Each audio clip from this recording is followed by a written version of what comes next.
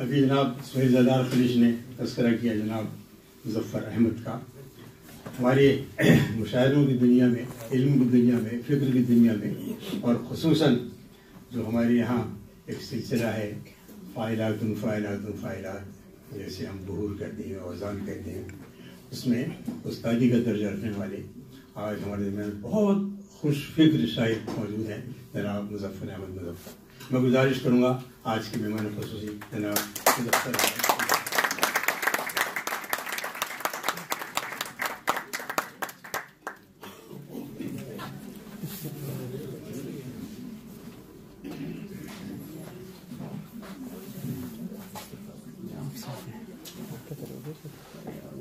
خواتین حضرات، ایک اور مہمان خصوصی آج ہماری خوش قسمتی سے یہاں تشریف لائے ہوئے ہیں.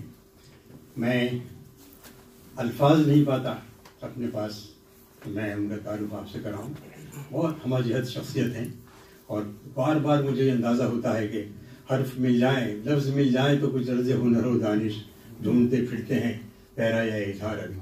اس کے باوجود بھی میں گزارش کروں گا ان کے لیے، ایک بڑی ہمہ جہت شخصیت ہے، اور ایک موقع مجھے یہ مل گیا ہے کہ ان کا ذکر کرتے کرتے میں اپنا ذکر بھی شامل کروں. کراچی یونیورسٹی سے انہوں نے ماسٹرز کیا، ایک تمغہ حاصل کیا. ایک ہمارے خورشید صاحب بھی بیٹھے، ان کو بھی کراچی یونیورسٹی نے ایک تمغے سے نوازا ہے، اور اس میں میں بھی شریک ہوں. مجھے بھی ایک تمغہ مل گیا تھا شاید صدر کے طفیل میں. اور اس کے بعد ریڈیو پاکستان میں جو بچوں کا ایک پروگرام ہوتا تھا، اس کو بھی ترتیب دینے میں وہ بھی ہیں اور میں بھی ہوں. اس کے بعد کراچی کی ادبی فضاؤں میں اپنا حصہ ادا کرنے والوں میں سے وہ بھی ہیں، میں بھی ہوں. ایک جہت میں وہ مجھ سے بہت آگے بڑھے، اور وہ یہ ہے کہ انہوں نے بینکنگ سے اپنا کیریئر شروع کیا مختلف بینکوں میں، جن میں سے بہت معروف ہمارے UBL، اس کے بعد حبیب بینک، زیورخ، ملکوں وہ اس بینکنگ کے سلسلے میں بھی گئے، اور جہاں بھی گئے انہوں نے ریڈیو کی، اور ریڈیو پر اردو پروگراموں کی داغ بھی ڈالی. ایک بہت مشہور شعر ہے، بہت ہمارے عوامی شاعر تھے حبیب جالی، یہ اعجاز ہے اس نے آوارگی کا جہاں بھی گئے داستان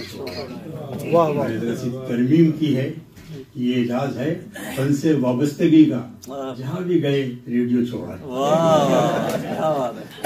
خواتین حضرات، آج ہمارے جو مہمان ہیں، خصوصی مہمان جناب عابد علی بیگ تشریف لاتے ہیں. جناب عابد علی بیگ،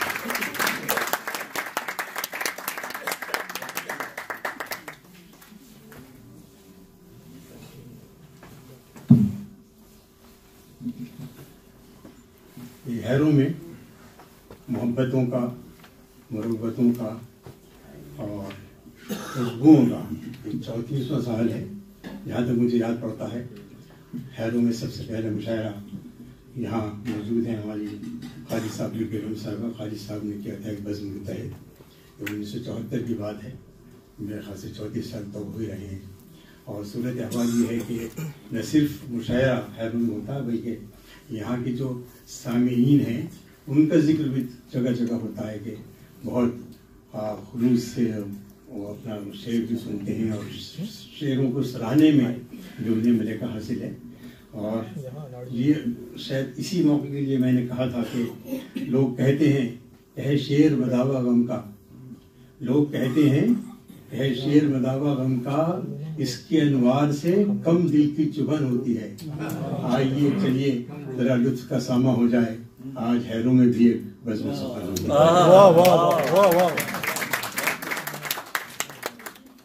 خواتین حضرات، یہاں سالانہ ایک دو مشاعرے ہوتے ہیں، آپ سب لوگ تشریف لاتے ہیں.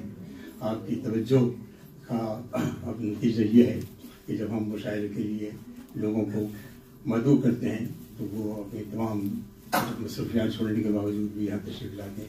آج شہر میں بہت بڑا مشاعرہ ہے جس میں باہر سے بھی کچھ لوگ آئے ہوئے ہیں، اور کئی مہینے سے اس مشاعرے کا انتظام ہوتا تھا. اس کے باوجود ہماری آواز پر یہاں جو تمام شعراء اور شاعرات تشریف لائے ہیں، ہم اس سب کا دل سے شکریہ ادا کرتے ہیں. کبھی کبھی مجھے یہ خیال آتا تھا، اور میں نے عرض کیا ہے بار بار، کہ بکھر جائیں گے یہ لمحے فضا میں، گزرتے وقت کی منزل کہاں ہے، ہمیں سن لو یہ نغمے یاد رکھنا، ہمارے بعد کی محفل کہاں ہے۔ جب میں دیکھتا ہوں کہ زلال خلیج موجود ہیں، وہاں پر ہمارے کانپوری صاحب، سعید کانپوری صاحب موجود ہیں، آفتاب صاحب موجود ہیں، یہ کامی صاحب یہاں کھڑے ہوئے ہیں، تو پھر زندگی پر میرا بھروسہ بڑھ جاتا ہے۔ اور ظہیر کاشمیری کی زبان میں مجھے کہنا پڑتا ہے کہ ہمیں یقین ہے کہ ہم ہیں چراغ آخر شب، ہمارے بعد اندھیرا نہیں اجالا ہے۔ خواتین حضرات، فنون لطیفہ میں مشاعرہ خوبصورت، رنگین، دلآویز، دل کو چھونے والا فن ہے، اور آپ فنون لطیفہ پر اگر نظر ڈالیں تو انہیں سمجھنے میں، انہیں دل میں اتارنے میں تھوڑا سا وقت لگتا ہے، لیکن یہ شاعری ایک ایسی چیز ہے کہ جو شعر دل سے نکلتا ہے براہ راست دل کو چھوتا ہے۔ اور اکثر یہ ہوا ہے کہ آپ نے شعر سنا اور وہ شعر آپ کو یاد بھی ہوا ہے۔ میں سمجھتا ہوں کہ اس محفل میں بھی اگر ایک آدھ شعر آپ سنیں اور آپ کو یاد رہ جائے تو آپ اس محفل میں آپ کا آنا سفر ہو جائے گا۔ میں صاحب صدر کی اجازت سے اس محفل کا آغاز اپنے کچھ اشعار کرنا چاہتا ہوں۔ میں پانی خود لے آیا تھا یہاں، اس لیے کہ مجھے یہ بتایا گیا تھا کہ مشاعرے میں کوئی صاحب آپ بغیر مدعو کیے تشریف لے آئے، اور بہت بہنگم آواز سے انہوں نے شعر ویر پڑھنے شروع کیے۔ جب تیسری غزل شروع کی تو کہا کہ سر ذرا سا پانی نہایت کیجیے گا، تو پیچھے سے آواز آئی پانی مت دینا۔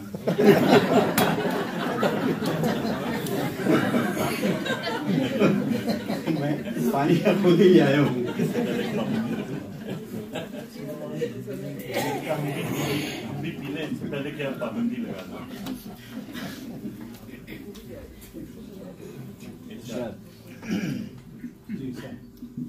ظلمات میں ہمت کی ضیا دیتی ہے، ظلمات میں ہمت کی ضیا دیتی ہے، ہر گام پہ ایک جلوہ دکھا دیتی ہے، فطرت کے یہ احسان ہے ہم پر دانش، بارود میں بھی پھول کھلا دیتی ہے۔ ہمارے صاحب نے فرمائش کی قطعے کی کہ شفاف تصور کے سبک ساگر میں رقاص شگفتہ سے کمل ہوتے ہیں، یہ بات اگر ٹھہری کہ تعمیر نہ ہو، ہر ذہن میں کچھ تاج محل ہوتے ہیں۔ غزل کے 3-4 شعر عرض کرتا ہوں، اکثر سنیے، لیکن ہمارے کچھ نئے دوست یا ہمارے عارف صاحب بھی تشریف لائے ہوئے کینیا سے، یہ سب کی نظر ہے کہ بدلی ہے صدی صرف مقدر نہیں بدلا، بدلی ہے صدی صرف مقدر نہیں بدلا، انسان کی زبوں حالی کا منظر نہیں بدلا، بدلی ہے صدی صرف مقدر نہیں بدلا، انسان کی زبوں حالی کا منظر نہیں بدلا، تاریخ ہے شاہد کہ ہر ایک حاکم خود سر، تاریخ ہے شاہد کہ ہر ایک حاکم خود سر، بدلا نہیں جب تک اسے مل کر نہیں بدلا، بدلا نہیں، بدلا نہیں جب تک اسے مل کر نہیں بدلا، بدلا نہیں جب تک اسے مل کر نہیں بدلا۔ اور مہتاب کو بھی منبع انوار ہی سمجھے، مہتاب کو بھی منبع انوار ہی سمجھے، جب تک کہ کبھی فکر کا محور نہیں بنا، جب تک کہ مہتاب کو بھی منبع انوار ہی سمجھے، جب تک کہ کبھی فکر کا محور نہیں بدلا، طاقت کی روز ازل ہی سے یہ طاقت کی حکومت، ایسا ہی سچ ذرہ برابر نہیں بدلا۔ اور مختص کر رہا ہوں کہ لو سیل بلا، لو خندہ بلب سیل بلا میں بھی ہے دانش، لو خندہ بلب سیل بلا میں بھی ہے دانش، یہ شخص عجب چیز ہے یکسر نہیں، لو خندہ بلب سیل بلا میں بھی ہے دانش، یہ شخص عجب چیز ہے یکسر نہیں بدلا،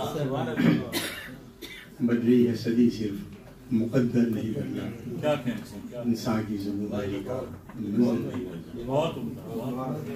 خواتین حضرات، ایک ہمارے جمع فکر شاعروں میں اس وقت میری نظر پڑی ہے جناب آفتاب صاحب پر، تشریف لاتے ہیں اور اپنی غزل میں عنایت فرمائیں گے۔ تشریف آئیں محترم آفتاب احمد۔